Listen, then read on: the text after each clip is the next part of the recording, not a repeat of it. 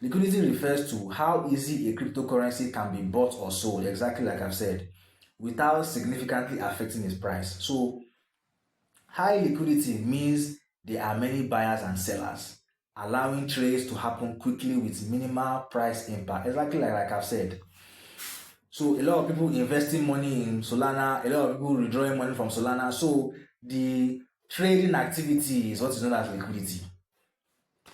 So I know there are some coins that as a beginning trader back then, there were some coins I bought that back then I didn't have all this information I have now. So I bought those coins, and those coins were not really as hyped up as possible. So their market cap and their liquidity were not so much. So I bought a coin, the price was okay. So I tried to sell the coin, but the interface told me that the liquidity was not sufficient, which means there was no money to pay me to exchange my coin for USDT. So that's how you will know that a project is not really authentic, because if you have their coin and their coin has gained value, you should be able to sell that coin to somebody who will be willing to buy it from you. So if there is nobody willing to buy it from you, or there is no liquidity for you to be able to swap that coin to USDT, then it means that there is a problem with that cryptocurrency, and it might be having this shady and fraudulent kind of look. So that's why I always emphasize on market cap and liquidity, because it's very important if you are going to be an investor in cryptocurrency. So factors affecting liquidity: trading volume, number of market participants, order book depth, and exchange listings contribute to liquidity. Like I've said, trading volume, number of people who are buying and selling it, number of market participants. I know Binance and Bybit, they are the number one exchanges in the world, but other exchanges too, like Bitget, KuCoin, OKX, they also have a lot of users too. So it's the amount of users that will now determine how liquid a coin is. And if you look at all the coins listed on Binance and Bybit, they are very liquid coins, because a lot of people trade them every day. So there's always buying and selling, transactions going on every day. So that one promotes their liquidity. So listings contribute here, like I've said. If your coin is listed on Binance, Bybit, OKX, Bitget, MEXC, these are reputable exchanges that people usually patronize them, buy different kind of coins, sell them. Yeah, so they have a lot of trading activity going on. So that also contributes to liquidity. So liquidity indicates how easily you can enter or exit a position in cryptocurrency, exactly like I've said. So what are the key differences now? The key differences are: number one, purpose. Market cap reflects a cryptocurrency's total value, while liquidity reflects how easily it can be traded, exactly like I've explained. So let's just round this up quickly. Measurements. Market cap is a straightforward calculation based on price and supply. Liquidity is more complex, involving trading volumes and order book dynamics. So you can see. So implications: high market cap doesn't necessarily mean high liquidity. A cryptocurrency can have a large market cap but low liquidity if trading volumes are low. Like I've said, it's possible for a cryptocurrency to have a high market cap, but if their liquidity is low, which means people are not really trading that coin, then it's going to be difficult for you to buy and sell it, and there might be issues. There might be time delays. So that's why I said liquidity is far different from market cap. So considerations for cryptocurrencies: volatility. Cryptocurrency markets can be highly volatile. Exchange listings. Availability on exchanges impact liquidity. Like I've said, all the top exchanges in the world, if a coin is being listed there, then the chances are those coins are going to be very liquid, because a lot of people are going to be buying and selling it. So trading pairs. Availability of trading pairs affect liquidity. Exactly. So understanding both market cap and liquidity can help in assessing a cryptocurrency's characteristics and risks. Okay, so I believe we've come to the end of the second topic for today. Before we go to the next topic, I would like to make reference to a story about a fisherman, and this directly, explains why we must know when the big players are trading. So I will try and look for that story and just give a very brief explanation on what the story talks about. me see if I can get it. Okay, this is it. Alright, so the story says the fisherman and the market. So it goes like this. Once there was a fisherman who went to the river every morning. Some days the fish were everywhere, jumping, easy to catch. Other days the water was still and he could wait for hours with nothing to show. So a young trader once asked him, "How do you know when to cast your net?" Okay, and the fisherman smiled and said, "The river tells me. Like I've said, the chart will tell you. If the price is going up or coming down, the chart is going to tell you, because the big players at that point in time are pushing the price in a certain direction." So that's why the fisherman said, the river tells me. I just have to watch and listen, not force it. Exactly. This talks about everything I've been explaining since we started this training. You listen and watch what the price is doing. If the price is coming down with force, you know that there is bank and big player activity at place, or rather in play, and then you follow them with their selling to sell and the price goes down further. So now the fisherman smiled and said, "The river tells me I just have to watch and listen, not force it." See? Trading is the same. The market, like the river, has its seasons. Exactly. It's not every time you come to the market that you make money. No, there are times when you have to watch and analyze the flow of the river. And the river in trading is the flow of money. Where is money flowing to? Is money flowing to the upside or is money flowing to the downside? So the market, like the river, has its seasons, times to be active and times to wait.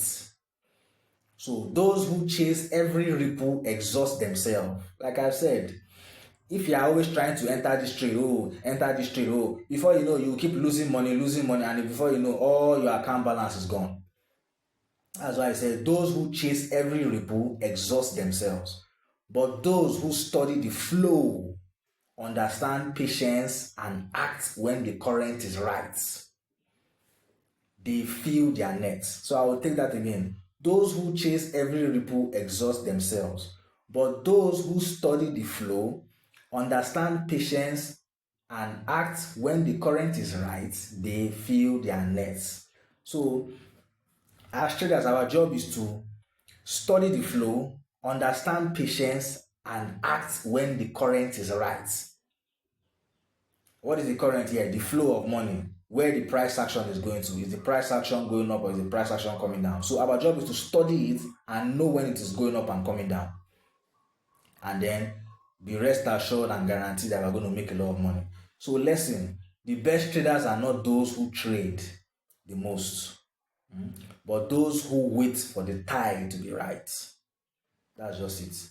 So I think that is self-explanatory. Maybe at your free time you can go and you can read the story over and over again to help you get more clarification. Okay, so let's go to the last topic for today. Let's see if we can round up real quick. We go, and the last topic is basic entry process. So we're going to look at the basic entry process, and then after that we're going to look at just one signal for today. We look at the basic entry process. So which means when we get a strong confirmed change in direction, we're going to look at the process, how we are going to enter. What are those protocols we are going to take before we enter a trade? That's what we're going to look at now.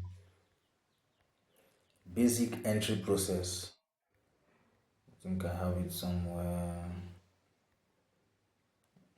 Hold on. Yeah, this is it. Okay, so it's not so long. Let's see if we can round it up real quick.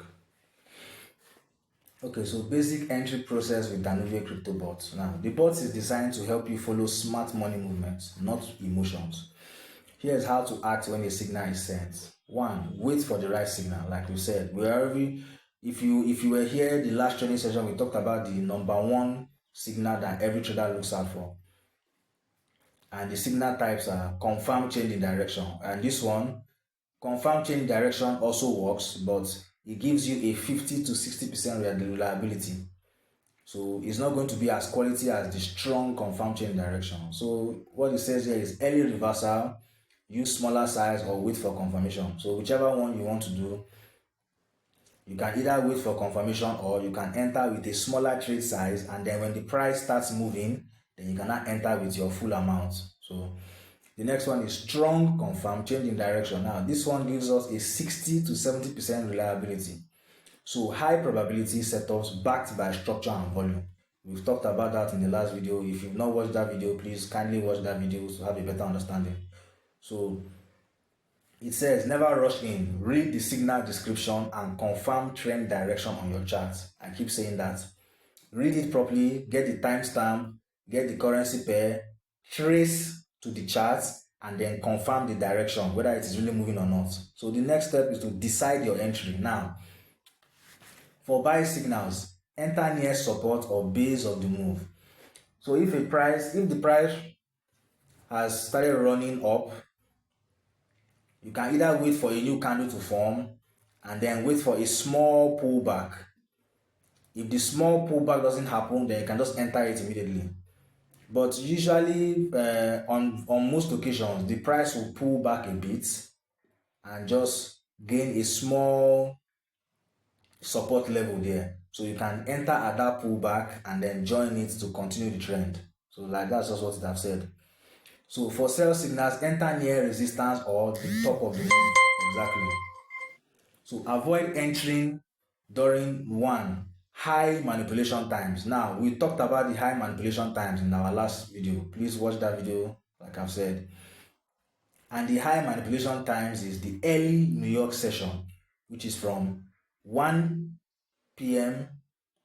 in the afternoon to 3, or let's just say till 5 o'clock, 6 o'clock.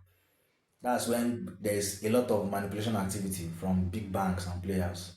So anytime you get a signal, whether it is confirmed or strong confirmed change in direction, be very, very, very cautious at these times, because even if you enter the trade, there is a very high chance that your trade can be ruined as a result of manipulation from all these big banks.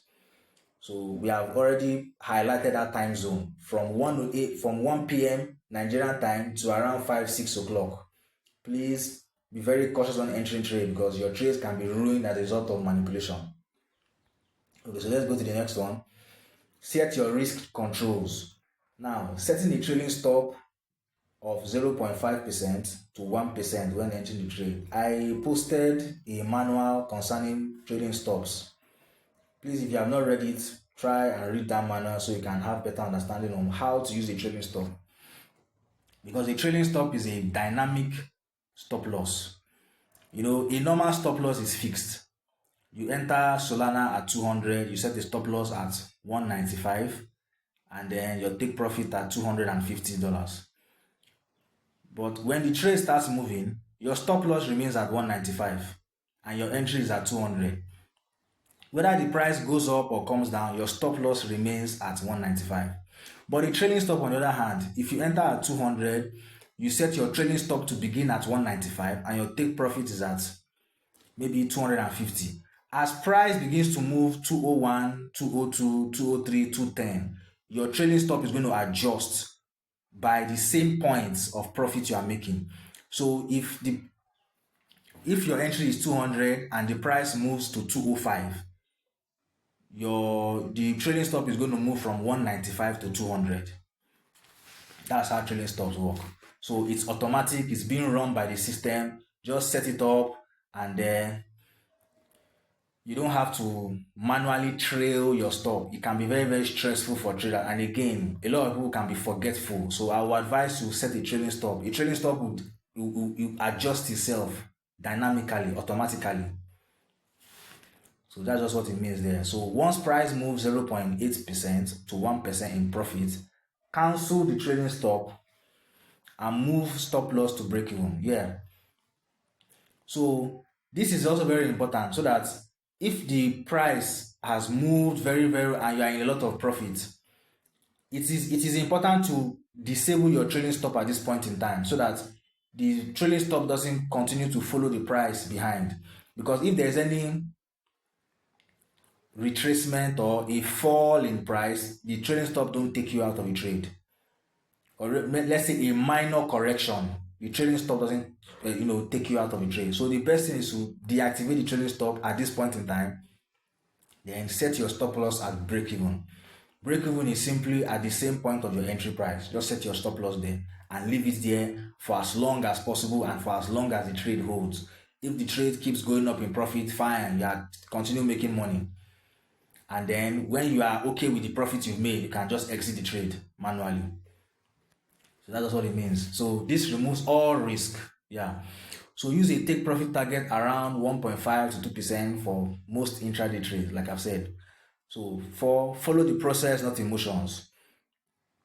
Let the bot confirmation guide you, don't guess. Like I've said, the confirmation, you get the signal, go and confirm it on the chart and then place your trade. Avoid revenge trade. Please, this is very, very, very important. I know a lot of traders that, let's say they enter the trade and the trade didn't work out as a result of manipulation and they lost like maybe $5 from the $100 account. Maybe out of their $100 account, they lost $5, and they feel, oh no, this money, I lost this money, I want to make this money, but no, don't revenge, no. Revenging will only lead to more losses. So the best thing is to stick to your plan. When a new bot signal comes out, then you enter again and place your trade. So for anybody who entered when manipulation was occurring, please don't revenge trade. If manipulation occurs, as long as your stop loss or your trailing stop was set, the trading stop is there for a reason. It's there to take you out in case of any manipulation that you do not expect. That is why it was created. Stop loss and trailing stops, they were created specifically for this purpose, so that you can be protected from unforeseen manipulation. So when it takes you out, please don't get emotional. Just relax yourself and wait for the next signal the bot is going to send to you. So basically that's just it. So avoid revenge trades or emotional re-entries. Remember that the bot doesn't chase, it waits for confirmation. Be like the bot. Exactly. So the bot has been programmed with a set of instructions and it follows those instructions regardless of whether manipulation or not. It follows those instructions to keep giving us those quality signals. So final tip, your job isn't to predict, it's to react to what the big players are already doing. Stay patient, follow risk management, and the process will reward you over time. So that's it. So I think we have come to the end of today's training session. But before we round up this video, let's just take a look at the signal I posted in the group today. That is okay, this is a strong bullish signal on Trump. This is the Trump coin. So as you can see, it's saying buying pressure increasing. So let's just look at this signal on the chart. This signal came out around 8:15 p.m., which was yesterday night, 8:15. So let's go and look at it on the chart and let's see what we can find. So 8:15, I'm just move my apps. 8:15. Okay.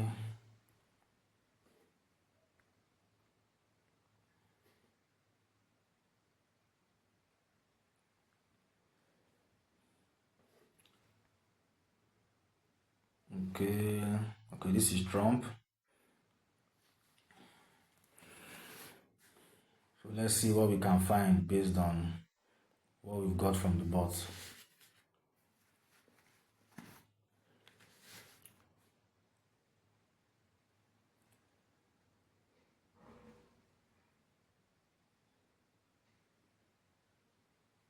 Done.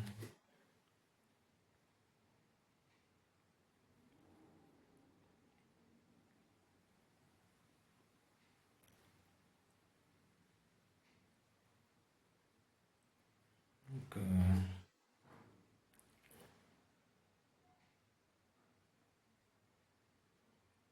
Let's see.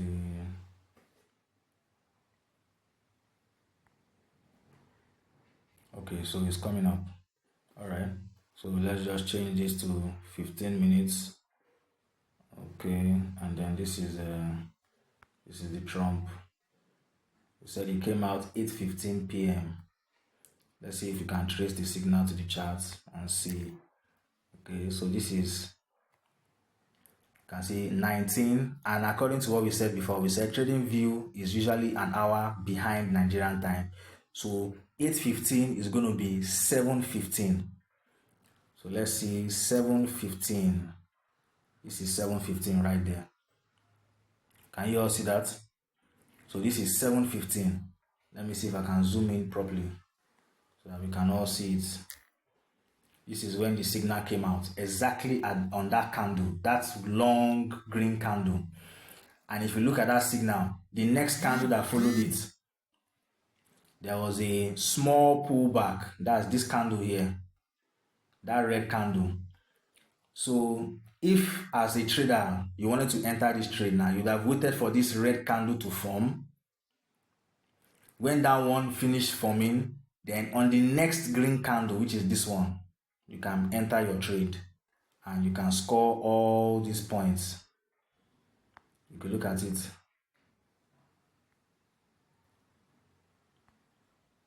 Look at it. This is all the points that you'd have scored up to this point. So our entry was right here. That's our entry.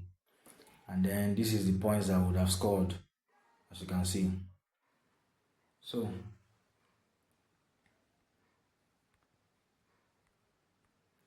okay, so I think we are done for the day. This is just a signal I wanted us to really take a look at and do some analysis on the chart. So thank you so much for watching. By next week, hopefully, God willing, the network and the internet stability is going to be fine, so we can come online and have an interactive session like we normally do. So but today, because of the instability, we had to just scrap today's training session and just make a video like this. So please, at your free time, just take some time out, take a look at the video, watch it over and over again for better understanding. So thank you so much for watching, and it's from here we are saying signing out, and we'll see you in the next one. Bye for now.